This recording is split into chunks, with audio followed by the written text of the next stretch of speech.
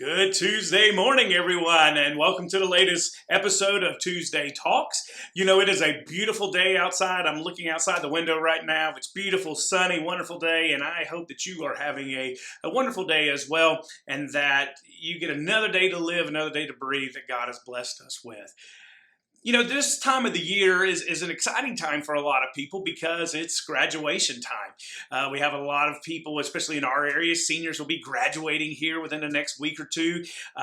We have college people that have graduated already. In fact, this past Sunday, we honored our graduates here at church, and we had a couple graduating from high school. We even had one graduated from college, and it's an exciting time, but it's also kind of a scary time even a little bit in there because new things are happening. It's a new chapter in life. And yes, it's exciting, but yes, you know, this is kind of like, here you go. It's adulting time for a lot of these kids. And it got me thinking a little bit about, in fact, one of our ladies here at church said, why don't you do something about graduates? And it did get me thinking because new events and new chapters in life, new beginnings, can be a little scary, can be a little concerning with things that are happening. I think back to people in the Bible that had new beginnings. I think back to Genesis chapter 12, when you have Abraham at 75 years of age being called by God to go to a land he doesn't even know, leave his home, leave his family, and God was going to take care of him. And that's a new beginning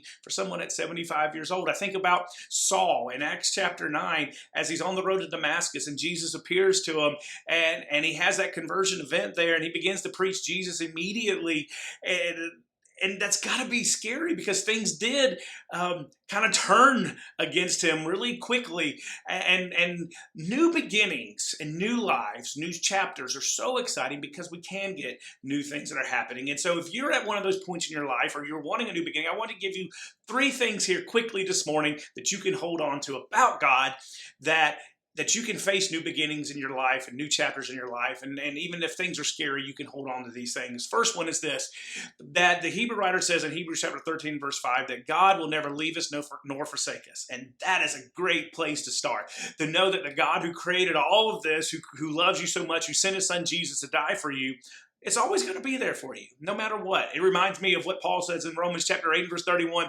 where he says, if God is for you, who could be against you? Wonderful, wonderful place to start, to know that God will always be there.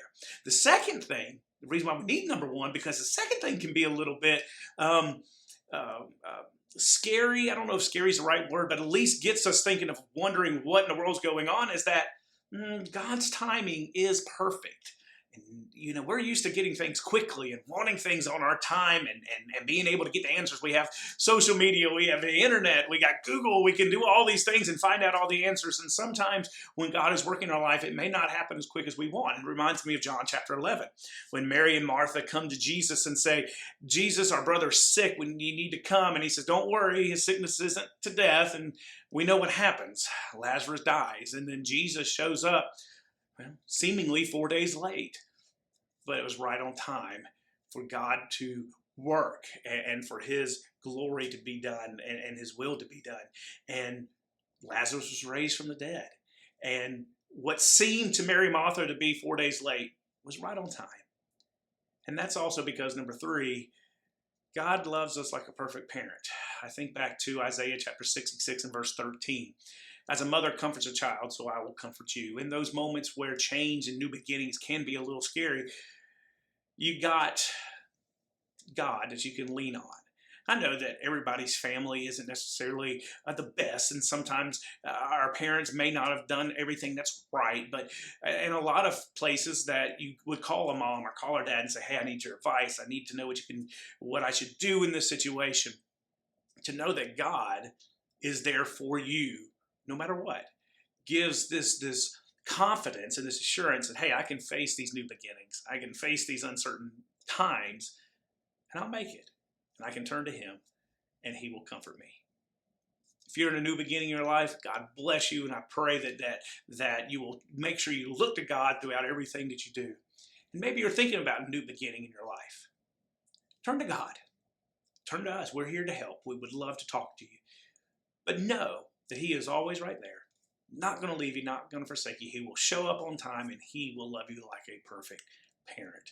I hope that you have a wonderful day. I hope that your week goes well. For our graduates, congratulations. I am so excited for your new beginning, your new chapter in life.